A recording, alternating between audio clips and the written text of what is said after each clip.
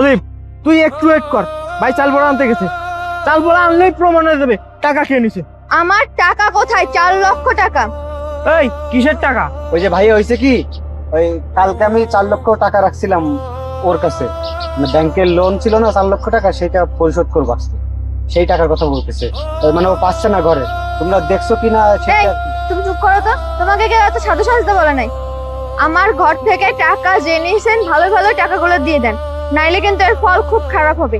আমি জানি আপনাদের 3 জনের ভিতর থেকেই টাকাগুলো কেউ নিছেন। যে নিছেন ভালো ভালো টাকা বের করেন, কিন্তু জীবনে তো এতগুলো টাকা চোখে দেখেন নাই, আর টাকা দেখলেই কি হাত চুলকায়? আমি বলতেছি তো, কি বলবা তুমি? টাকাগুলো কি তোমরা দেখছো? যদি দেখো তাহলে টাকাগুলো কি তোমরা দেখছো? যদি দেখো তাহলে বলো। এই তুমি বসো তো এখানে, বলো দেখটা এভাবে বলে টাকা দিবে ওরা?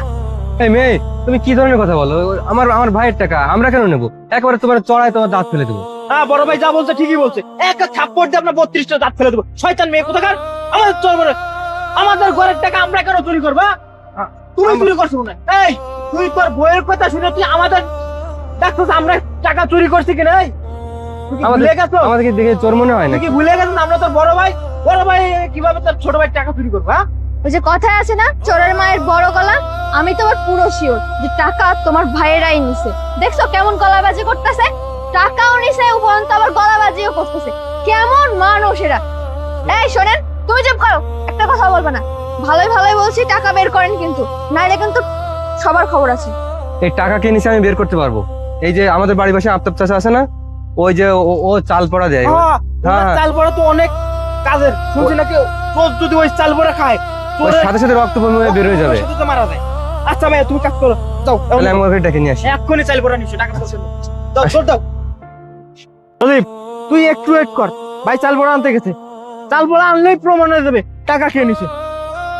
হ্যাঁ আচ্ছা ঠিক আছে, চাল পোড়া খাইলেই বোঝা যাবে কে টাকা নিছে কি না নিছে। কি চাল পড়া? আবার কি চাল পড়া? এগুলো কি কি সব কুসংস্কার? শোনো, এসবে না কোনো কাজ হয় না, ঠিক আছে?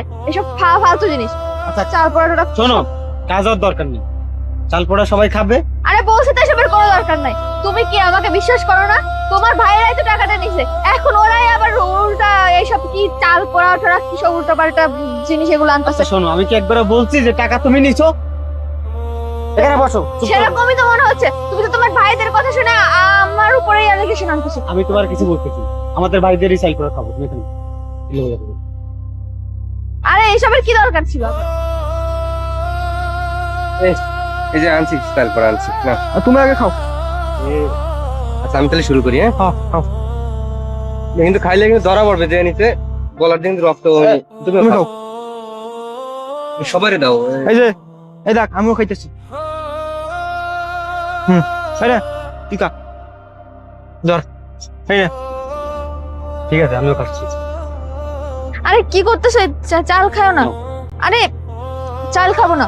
আরে খাও না। না না না, কাঁচা চাল আমি খাই না। সরো, কোত্থেকে নিয়ে আসছে কি উল্টো পাল্টা। সবাই সরো। খাইতে, আমরা 4টা লোক খাইতে। না না না, আমি খাবো না, আমি চাল খাবো না। আরে খাও না। আরে খাবো না বলছি তো। বুঝলাম না তুমি এমন করলে কেন? তার মানে কি টাকাটা তুমি নিছো? হ্যাঁ, কথা বলো না কেন?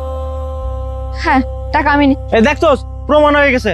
চাল পড়া খাইতো কা, খাইলেই তো ধরা পড়বো। আমরা খাইছি চাল পড়া, আমাদের কি কোনো কথা বার্তাছে? আমাকে গলায় কি রক্ত, গলা দিয়ে কি রক্ত পড়তেছে? ওরা খাইতো কা, চাল পড়া খাইতো। আচ্ছা তুমি এগুলো কেন করলে? তুমি আমার ভাইদের নামে আমার কানে যে মিথ্যা বিষ ঢালছো কিসের জন্য? কি করছে আমার ভাইরা? তোমার কি করছে? তুমি এই বাড়িতে আসছো। আমি যা করছি একদম বেশ করছি, ঠিক? বেশ করছি মানে? বেশ করছি মানে কি? তুমি আসছো এই বাড়িতে মাত্র 2 দিন হলো, এর ভিতরেই ভাই ভাই দ্বন্দ্ব লাগাই দিছো। তুমি আমার গায়ে হাত তুললা। গায়ে হাত তুলছি ঠিক করছি, তোমার জুতা দিয়ে পিটাই নেই, এটা তোমার কপাল। তুমি আমার টাকা নিজে রেখে দিয়ে আমার ভাইদের চোর বানাইছো। এত বড় সাহস তুমি কোথায় পাইছো? দেখো, আমি যা করছি না ঠিক কাজই করছি, তোমার ভালোর জন্য করছি।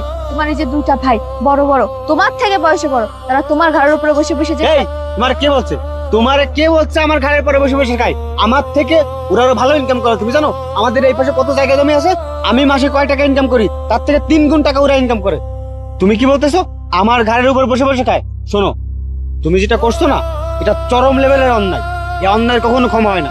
শোনো, আমি তোমার সাথে আর সংসার করব না, কারণ তুমি এই যে 2-3 দিন এসে যে যা শুরু করছো, আর কয়দিন যদি আমার সংসারে থাকো তাহলে তো আমার ভাই ভাইয়ের মধ্যে খুনাখুনি লাগাই দিবা।